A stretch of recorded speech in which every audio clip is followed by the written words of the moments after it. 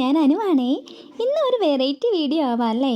ഇന്ന് നമ്മൾ നോക്കാൻ പോകുന്നത് എത്ര സ്റ്റെപ്പ് വെച്ചാലാണ് പുന്നക്കുണ്ട് പാലത്തിലെത്തുന്നതെന്നാണേ. സഞ്ജുവാണ് ഇന്നത്തെ താരം. അവൻ്റെ സ്റ്റെപ്സാണേ നമ്മൾ നോക്കുന്നതേ. ഞാൻ റെഡി 1 2 3 സ്റ്റാർട്ട് എന്ന് പറഞ്ഞപ്പോഴേ പുള്ളി സ്പീഡ് നടക്കാൻ തുടങ്ങി.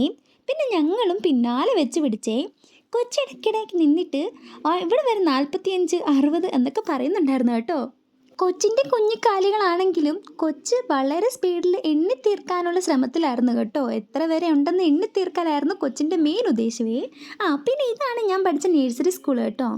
ഇവിടെ എനിക്ക് കുറച്ചധികം വിഷമങ്ങളുണ്ടായ സ്കൂളാണെന്ന് കൂടി പറയാവേ. ഇവിടെ എനിക്കൊരു ടീച്ചർ ഉണ്ടായിരുന്നു കേട്ടോ. പുള്ളിക്കാരി ഒരു സിസ്റ്റർ കൂടി ആയിരുന്നേ. കളറില്ലാത്തത് കൊണ്ട് തന്നെ എന്നെ പുള്ളിക്കാരി ഒത്തിരി മാറ്റി നിർത്തിയിട്ടുണ്ടേ. അന്നൊക്കെ അത് ഭയങ്കര വിഷമം ഉണ്ടാക്കിയിരുന്നു. ഇങ്ങനെയുള്ള മാറ്റി നിർത്തലുകളാണ് കേട്ടോ എന്നെ ഒരു സൈലൻറ്റ് കുട്ടിയാക്കിയതേ. ഞാൻ ആരോടും അങ്ങനെ സംസാരിക്കില്ലായിരുന്നേ. ഞാൻ മര്യാദയ്ക്ക് സംസാരിക്കാനും മറ്റും തുടങ്ങിയത് 8ാം ക്ലാസ്സിലെത്തിയപ്പോഴാണ് കേട്ടോ. ചില ടീച്ചർമാർ നമ്മളെ വളർത്തുകയും ചിലർ നമ്മളെ മൊത്തത്തിൽ തളർത്തുകയും ചെയ്തേ.